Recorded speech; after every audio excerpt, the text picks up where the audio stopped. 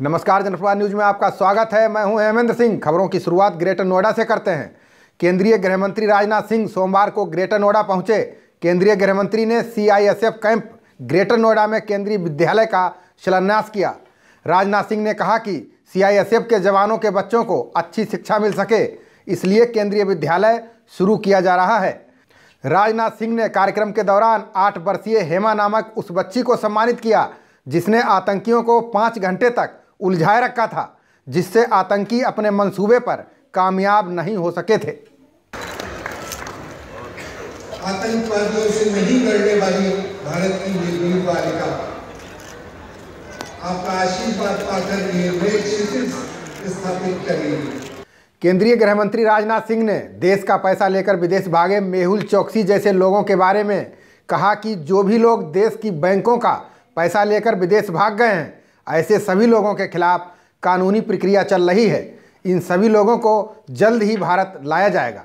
वैसे आप सबको जानकारी है कि हमारी गवर्नमेंट ने इकोनॉमिक ऑफेंडर्स बिल ये पास कर दिया है। जितने भी हमारे इकोनॉमिक ऑफेंडर्स हैं उनको किसी न किसी तरीके से, ठीक है, समय लग सकता है क्योंकि बहुत सारे लीगल प्रोसेस भी होते हैं जिस प्रोसेस से गुजरना पड़ता है, लेकिन वो निश्चित रूप से वो भारत आएंगे, कोई बचेगा नहीं। केंद्रीय गृह मंत्री राजनाथ सिंह ने महागठबंधन के द्वारा पश्चिम बंगाल में की गई रैली पर कहा कि विपक्ष नरेंद्र मोदी सरकार से डरा हुआ है, इसलिए सभी एक मंच पर आकर रैली और भाषणबाजी कर रहे हैं। नरेंद्र मोदी की 4.5 साल की सरकार में किसी भी प्रकार का एक भी गंभीर भ्रष्टाचार का आरोप नहीं लगा है, जबकि पुरानी कांग्रेस की सरकारों पर कई गंभीर भ्रष्टाचार के आरोप लगे हैं। महागठबंधन मैं समझता हूँ कि सभी लोग शायद इस बात से डरे हुए हैं कि भारतीय जनता पार्टी फिर से अपनी सरकार बनाने जा रही है। और सबसे बड़ी विशेषता इस गवर्नमेंट की यह रही है कि 4.5 वर्षों का समय गुजर जाने के बाद भी इस गवर्नमेंट के ऊपर कोई भी गंभीर भ्रष्टाचार के आरोप नहीं लगने पाए। तो इसके पहले की सरकारों की, कांग्रेस की हालत क्या रही है आप जानते हैं। भाजपा विधायक साधना सिंह द्वारा बसपा सुप्रीमो पर की गई अभद्र टिप्पणी को लेकर सपा कार्यकर्ताओं का गुस्सा फूट पड़ा है। उत्तर प्रदेश के लगभग सभी जनपदों में इसका विरोध देखने को मिल रहा है। यूपी के कन्नौज में सपा कार्यकर्ताओं ने इस बात को लेकर भाजपा विधायक साधना सिंह का पुतला फूंककर विरोध प्रदर्शन किया। हालांकि साधना सिंह ने माफ़ी तो मांग ली है, बावजूद इसके विरोध प्रदर्शन के दबाव में पुलिस ने मुकदमा दर्ज कर जांच भी शुरू कर दी है। सपा कार्यकर्ताओं ने कन्नौज जिला अस्पताल के बाहर GT रोड पर भाजपा विधायक साधना सिंह का पुतला फूंककर विरोध किया।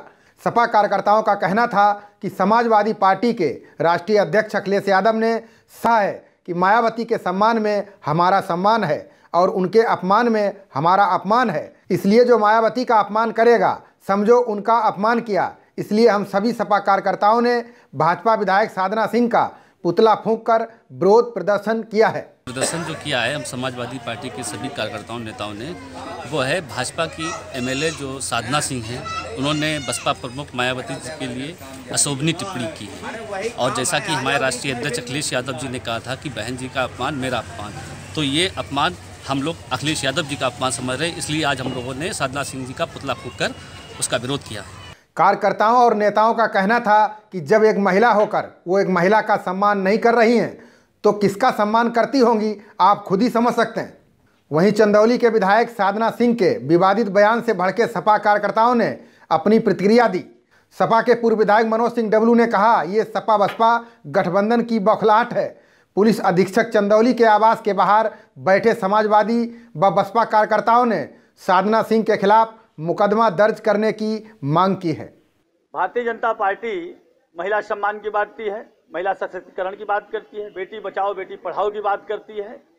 और जब से भारतीय जनता पार्टी यह देखी है कि समाजवादी पार्टी, बहुजन समाज पार्टी, हमारे दोनों नेता मिलके गठबंधन जब से कर लिए तब ये लोग बौखला गए हैं बिल्कुल, और बौखलाहट में उल जुलूल बातें कर रहे हैं और ऐसी अपशब्द भाषा का विधायक जी ने प्रयोग किया। इसके लिए आज हम लोग अभी कप्तान को जा रहे हैं घेरने के लिए, और जब तक कुछ कार्रवाई नहीं हो जाएगी तब तक घेरने का भी काम करेंगे। सिंधौली क्षेत्र के गोधना स्थित छोटी लाइन से बड़ी लाइन के परिवर्तन के दौरान बंद की गई रेलवे क्रॉसिंग खुलवाने के लिए रविवार को सैकड़ों ग्रामीण गोधना गांव में एकत्रित हुए। सभी ने लोकसभा चुनाव का बहिष्कार किया और प्रदर्शन शुरू कर दिया है। ग्रामीणों की चेतावनी के बाद रेलवे व स्थानीय प्रशासन वार्ता को लेकर तैयार हो गया और रेलवे लाइन के किनारे सड़क बनवाए जाने का आश्वासन दिया। बैठक में जिले के प्रशासनिक व पुलिस अधिकारी भी मौजूद रहे। बताते चलें कि रेलवे विभाग द्वारा लखनऊ सीतापुर रेलखंड को छोटी लाइन से बड़ी लाइन में परिवर्तन के दौरान रेलवे ने सीतापुर से लेकर लखनऊ तक कई रेलवे क्रॉसिंग व मानव रहित क्रॉसिंग बंद कर दी, जिसमें मानव हाल्ट स्टेशन के निकट स्थित गोधना गांव के पास एक रेलवे क्रॉसिंग भी बंद हो गई थी, जिससे गोधना सहित लगभग 35 गांव के लोग प्रभावित हुए थे। लोगों को लगभग 2 किलोमीटर लंबा रास्ता तय करके निकलना पड़ता था। रात्रि में आने वाले लोगों को लूटपाट का खतरा भी बना रहता था। रविवार को ग्रामीणों के उग्र तेवर देखते हुए उप जिला अधिकारी AR फारूकी, CO उदय प्रताप सिंह और रेलवे अधिकारी मौके पर पहुंचे और सड़क बनवाने का आश्वासन दिया। इसके बाद ग्रामीण शांत हुए। इससे पूर्व इस मामले को लेकर ग्रामीण कई बार रेलवे के उच्च अधिकारियों से मिले थे और समस्या से अवगत भी कराया था, लेकिन अधिकारियों ने उनकी मांग पर कोई अमल नहीं किया। 9 जनवरी को रेल राज्य मंत्री मनोज सिन्हा के उद्घाटन के उपरांत ट्रेनों का संचालन भी शुरू हो गया, लेकिन गोधना सहित 35 गांव के लोगों की समस्याएं जस की तस बनी रही। गोधना के ग्राम गोधना के सामने एक लेवल क्रॉसिंग थी रेलवे की, जो रेलवे ने सुरक्षा की दृष्टि से उसको बंद कर दिया था ताकि कोई दुर्घटनाएं न हो। इसको लेके चूंकि ग्रामवासी वहां से लगातार आवागमन करते थे तो उनको आने जाने में थोड़ी दिक्कत महसूस हुई, तो उनके द्वारा विरोध के लिए कहा गया था और उन्होंने एक सभा भी की थी। हम लोग मौके पे गए, उनको समझाया, उनसे बात किया, तो अंत में वो इस बात पे राजी हो गए कि यदि एक ट्रैक उनके लिए मनवा तिराहे तक रेलवे के किनारे किनारे पटरी की बना दिया जाए। 2019 लोकसभा चुनाव के चंद महीने बाकी हैं, लेकिन मतदाताओं में पकड़ मजबूत करने के लिए पार्टी नेता हर छोटे बड़े कार्यक्रमों में भाग लेने लगे हैं। कोई जन्मदिन का केक काट रहा है तो कोई गठबंधन कर लोगों को विश्वास का भरोसा दिला रहा है। बलिया में पहली बार भाजपा के सदर विधायक आनंद स्वरूप शुक्ल ने बलिया के रामलीला मैदान में मकर संक्रांति उत्सव कार्यक्रम का आयोजन किया। लोगों को सांस्कृतिक कार्यक्रम में गीत संगीत और नृत्य का मनोरंजन कराया। देखिए मकर संक्रांति पर किस तरह से हुए हैं सांस्कृतिक कार्यक्रम।